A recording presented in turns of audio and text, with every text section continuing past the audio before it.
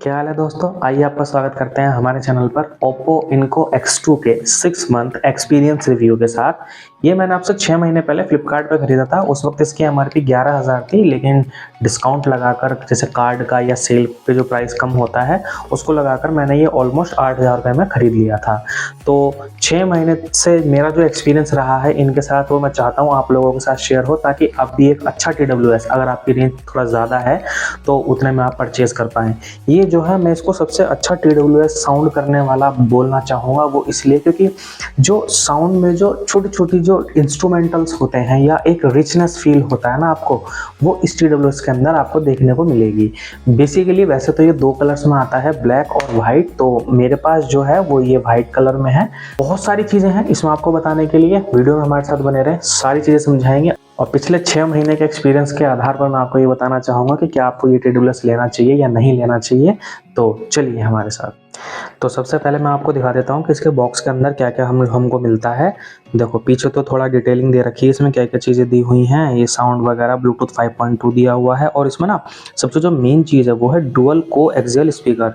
मतलब जो इसका एक ईयर पीस है ना, उस एक ईयर पीस के अंदर भी ना इन्होंने दो ड्राइवर्स डाले हुए हैं, एक 11 mm का और एक 6 mm का। तो बेसिकली ये डुअल ड्राइवर है, तो उसमें इसी वजह से सबसे जो अच्छा साउंड है वो हमारा बन के आता है। ये TWS है, ऑलरेडी निकाले हुए हैं। इसके लुक के बारे में भी अभी हम बात करते हैं, इसको छोड़ो।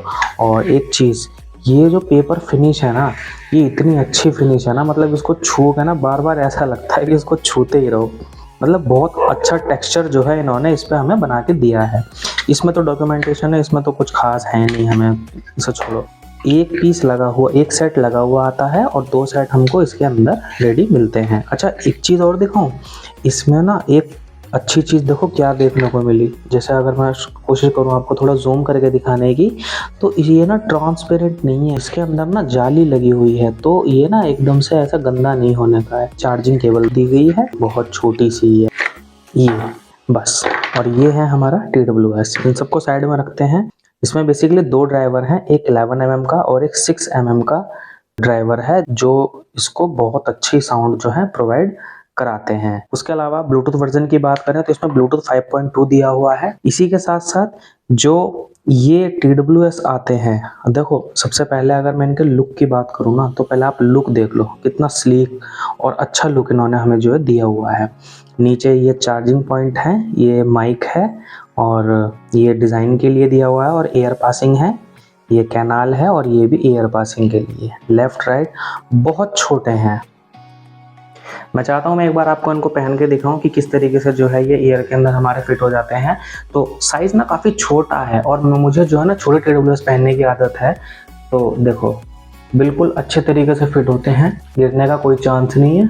नॉर्मली अगर ऐसे करके हाथ वाथ भी लगता है तो नहीं इतनी आसानी से गिरने के, अच्छे से ये जो है फिट हो जाते हैं, और जो एक प्रेशर है वो भी आपको फील नहीं होता है।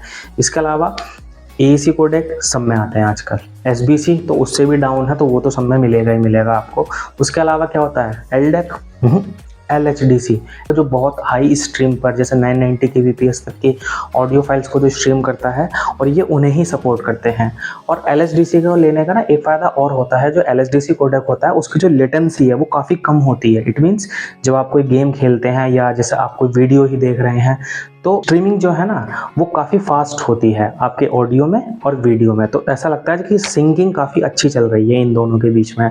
अब आगे चलते हैं। ब्लूटूथ 5.2 दिया हुआ है, 10 मीटर तक कनेक्टिविटी में कोई प्रॉब्लम नहीं आती। कोई भी आप ऑडियो की, वीडियो की ऐप अगर आप इनके साथ इस्तेमाल करते हो तो कभी कोई ग्लिच या ऑडियो का कटना ऐसा मतलब कभी नहीं देखने को मिला है हमें।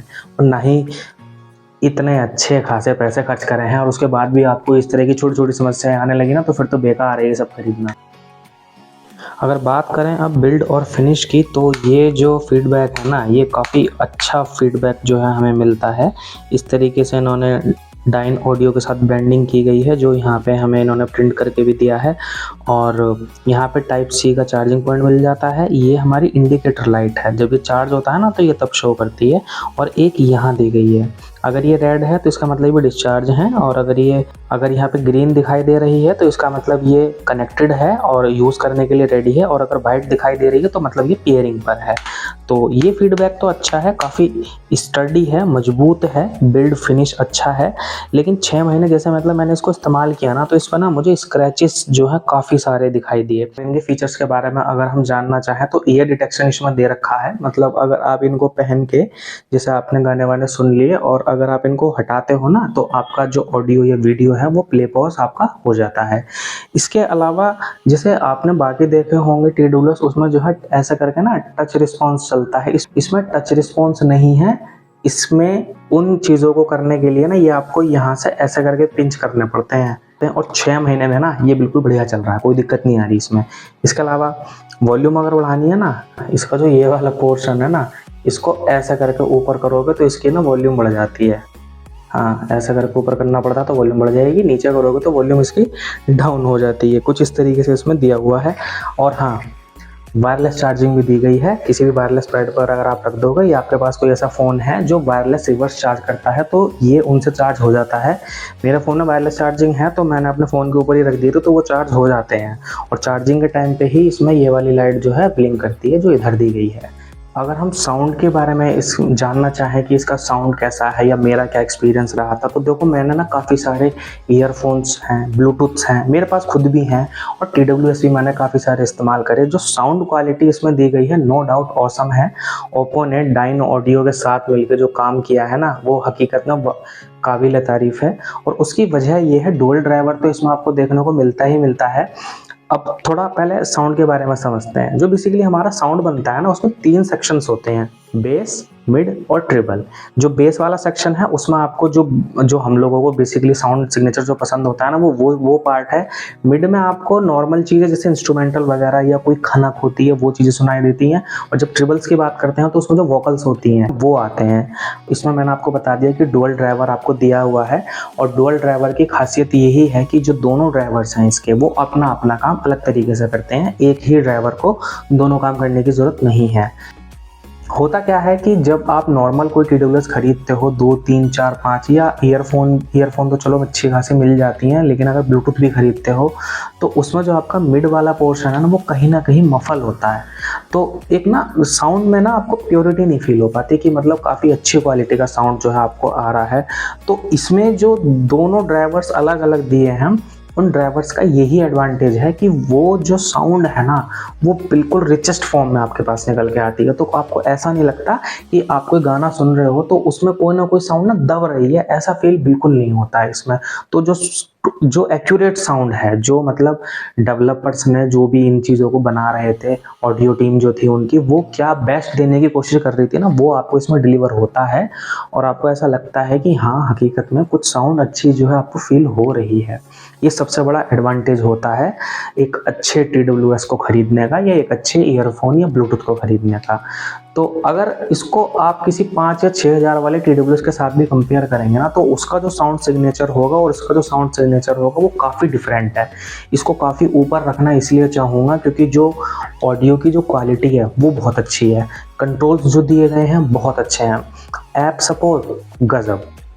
उस ऐप के अंदर आप अपने सारे तो कोडेक्स को स्विच कर सकते हो। AAC कोडेक के अंदर भी AAC कोडेक, LHDC और LDAC, तीनों कोडेक के अंदर जो स्विचिंग है वो आप उस ऐप से भी कर सकते हो। इसके अलावा अगर ANC की बात करी जाए तो देखो ANC भी दे रखी है। ANC, ट्रांसपेरेंसी और नॉर्मल 3 मोड दिए हुए हैं। ट्रांसपेरेंसी मोड पर रखोगे तो बाहर की जितनी भी साउंड आपके आसपास हैं वो आपको सुनाई देंगी।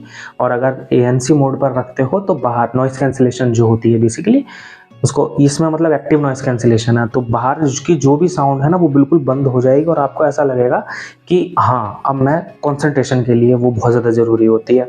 और इसका जो ANC है ना, वो इसका ANC ऐसा नहीं है कि वो जो है आपके कानों पे ना एक प्रेशर क्रिएट कर रहा है। इसका ऐसा वाला ANC बिल्कुल भी नहीं है, तो उस हिसाब घबराना मत। वेट की बात करें तो ऑलमोस्ट 4.7 ग्राम का ये एक ईयर पीस है, जो आपको ना लगाने के बाद ना पता भी नहीं चलता कि आपने लगा भी रखा है या नहीं लगा रखा। और केस के साथ अगर इस बात करी जाए तो केस के साथ ही ऑलमोस्ट 57 ग्राम के बैठते हैं। बहुत ज़्यादा हैवी नहीं है, फीचर रिच है। हार्डवेयर में जैसे वॉल्यूम अप एंड डाउन होगा, पिंचिंग होगा, ये कभी परेशान नहीं करे। 6 महीनों के अंदर भी कभी ऐसी दिक्कत नहीं आई कि हो नहीं रहा हो। हाँ, कभी कभी जो पिंचिंग होती है ना, पिंचिंग से ऐसा लगता है कि कहीं निकले ना।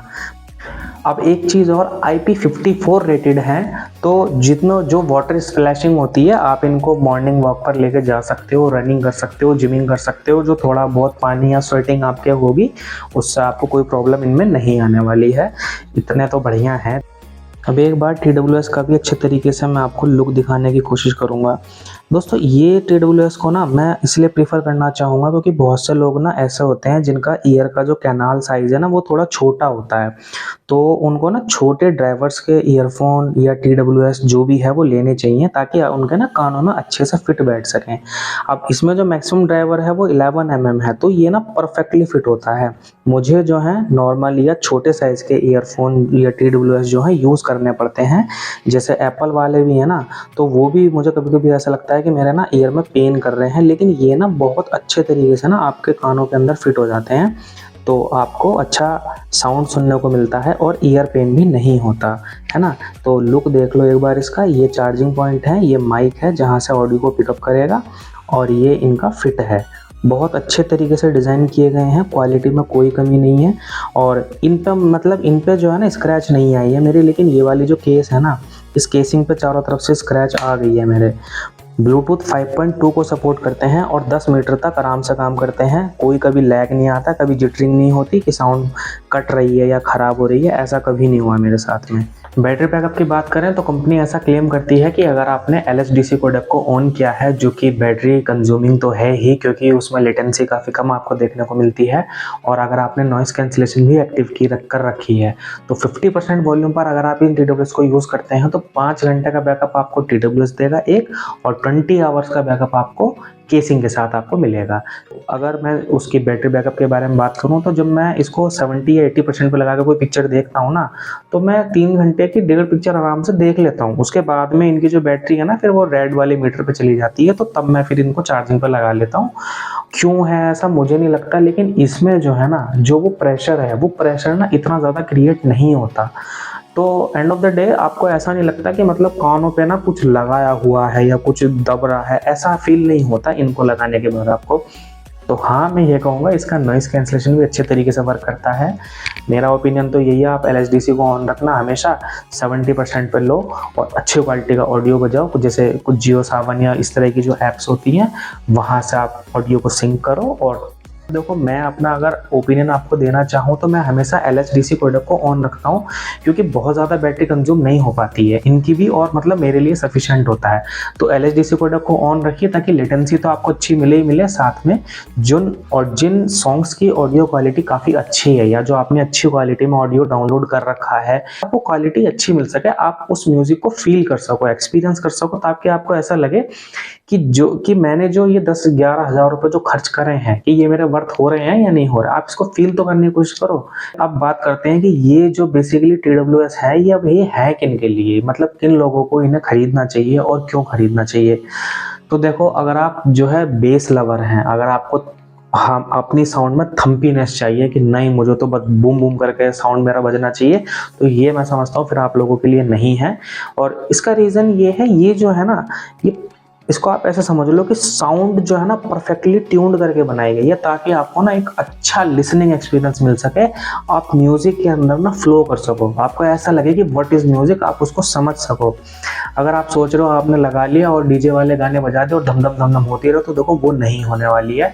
आपको बेस भी, आपको ट्रिबल भी और आपको मिड्स भी, तीनों ना मतलब परफेक्टली बैलेंस्ड है। आपको ऐसा नहीं लगेगा कि किसी सॉन्ग में ना बेस कहीं जा रहा है, ट्रिबल सुना ही नहीं दे रहे, या ट्रिबल ही ट्रिबल आया जा रहा है, मिड आ ही नहीं रहा, इंस्ट्रूमेंटल ही नहीं आ रहा। तो अगर मैं इसके डिसएडवांटेजेस की बात करूँ तो वैसे तो मुझे कोई कमी इनमें नज़र नहीं आई, क्योंकि जितनी भी चीज़ें मैंने आपको बताई हैं वो सारी मैंने 6 मंथ के एक्सपीरियंस के बेस पर ही बताई हैं। सारी चीज़ जब मैंने टेस्ट करी, मुझे डे टू डे लाइफ में कभी कोई प्रॉब्लम नहीं हुई, फ्लॉलेसली वर्क कर रहे हैं। ऐप सपोर्ट में, हार्डवेयर में या टच वगैरह में कहीं कोई दिक्कत नहीं आई। लेकिन जो ये टच कंट्रोल है ना, या ये जो पिंच कंट्रोल है ना, ये मतलब मुझे कोई ख़ास पसंद आता नहीं है। दूसरा, मुझे लगता है कि थोड़ा प्राइस अगर इसका और कम होता तो शायद शायद बहुत से और लोगों के लिए ऑप्शन बन जाते कि वो भी इनको परचेज कर सकते थे। तो यही कुछ कमियां थी जो मुझे इसमें नज़र आई, लेकिन वैसे कोई कमी नज़र नहीं आई। ये मेरे खुद के पैसों से खरीदे हुए हैं, तो मुझे लगता है कि मैं तो अपना ओपिनियन ही आपके साथ शेयर करूंगा, क्योंकि मुझे कोई प्रॉब्लम थोड़ी ना है कि इसकी कमियां या इसकी खूबियां बताने में। जो मुझे देखने को मिल रहा है, जो मैंने एक्सपीरियंस करा है अपने 6 महीनों में, वही मैं आपके सामने बताना चाह रहा हूँ। दोस्तों मैं चाहता हूँ आप एक बार ना इसका ऐप सपोर्ट भी देख लें कि इनका ऐप सपोर्ट जो है कैसा है।